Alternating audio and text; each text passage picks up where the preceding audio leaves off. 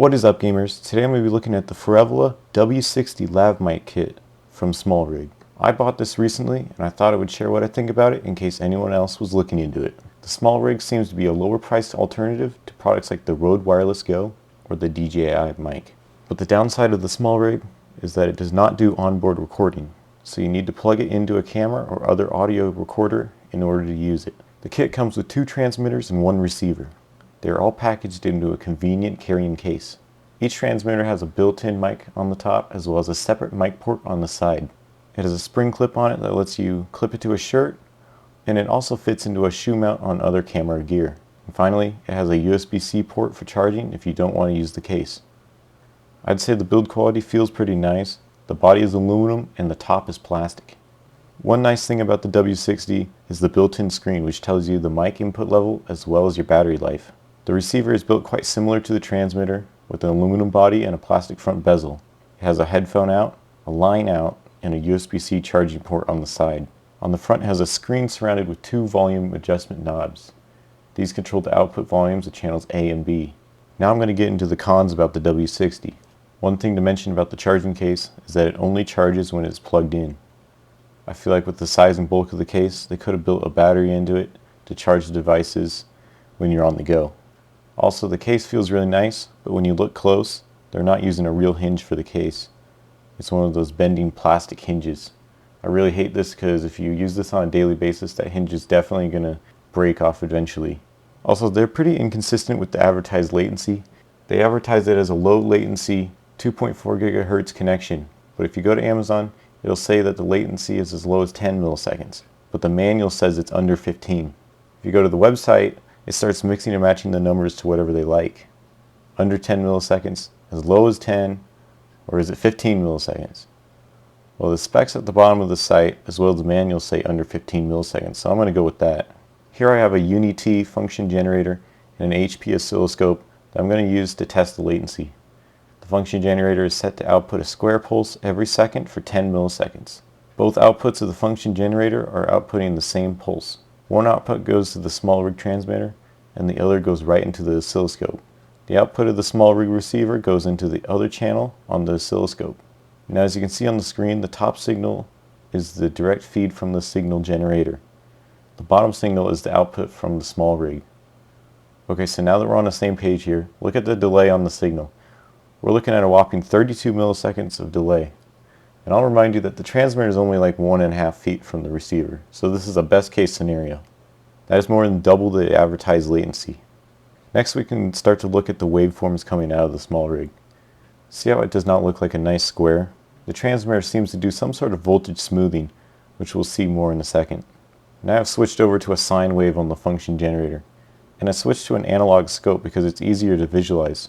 I'm starting out at 1 kilohertz. Again, the top is the raw signal and the bottom is coming out of the SmallRig.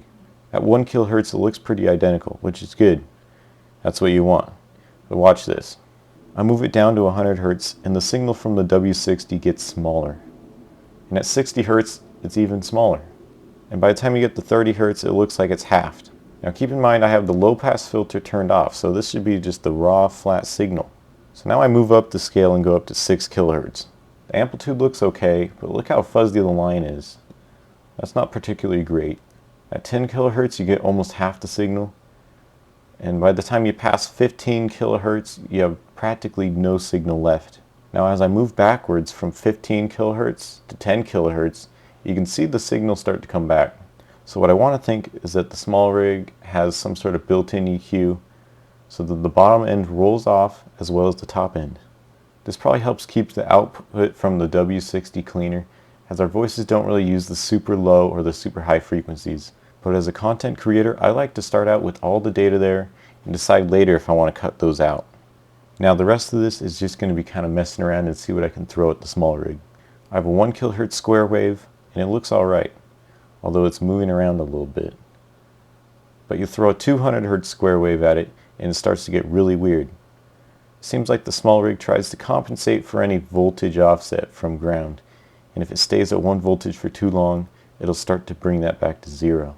Now with the sawtooth wave on it, it starts to act really crazy. Like for some reason it looks like the signal is inverted, but the line is also curved. So now I'm going to look at the noise output from the small rig.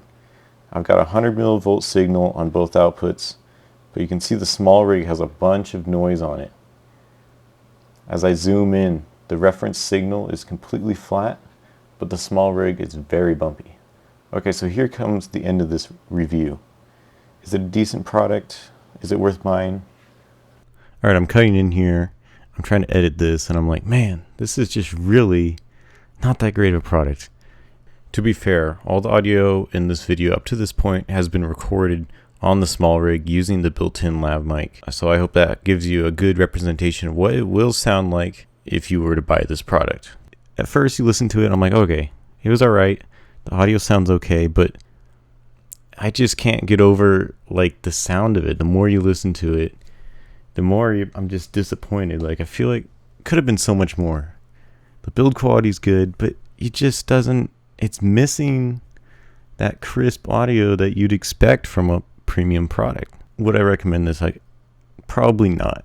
If it's really on sale and it looks like it'll be something that'll work out for you, then I guess it wouldn't be the worst buy in the world. It's not like it doesn't work. I mean, it works for what it is, but it just is disappointing, especially because they advertise the high quality audio. That's where I'm kind of ending it. I wanted to do more audio tests, comparing it to like, oh, here's this lav mic, here is an XLR mic, this is what you can expect, but there's no point. It just doesn't sound that good. Like right now I'm recording this with my Rode NT1, which is like a completely different league XLR plug-in mic, so it's not even the same thing. But if you want high quality audio, I would say skip this or wait for a version 2 or something, because it'll just disappoint you. You'd be better off saving your money, buying something used, or buying some sort of wired setup, because it just seems like this product isn't quite there. Like I wouldn't pay the money they're asking. If it was a lot cheaper, then I mean it would be kind of like the go-to thing.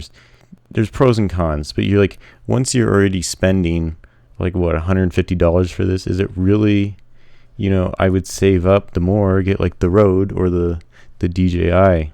There's a lot of other companies making these, and I don't know if any of them are good.